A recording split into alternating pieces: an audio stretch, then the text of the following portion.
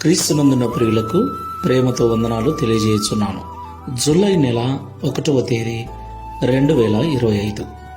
ఈరోజు దేవుడు మనకు చేస్తున్న వాగ్దానం ఏమిటనగా, కీర్తనల గ్రంథము 30వ కీర్తన 5వ చరణం. ఆయన కోపము నిమిషమాత్రం ఉండును, ఆయన దయ ఆయుష్కాలమంతయు నిలుచును. సాయంకాలమున ఏడుపు వచ్చి రాత్రి ఉండినను ఉదయమున సంతోషము కలుగును. ఆమెన్.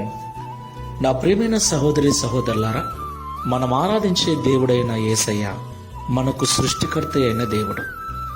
ఆయనే మన తల్లి, ఆయనే మన తండ్రి. ఈ లోకంలో అందరికీ అన్నీ ఆయనై ఉన్నాడు. ఈ విషయాన్ని మనం ఎన్నడూ మరవకూడదు.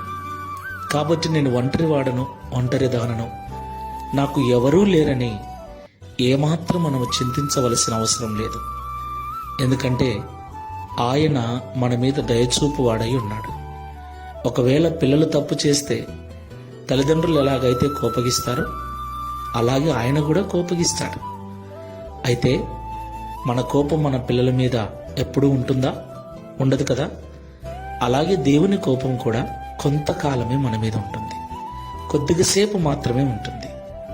కానీ ఆయన మన మీద చూపించే దయా కనికరం మన ఆయుష్కాలం అంతా కూడా ఉంటుంది.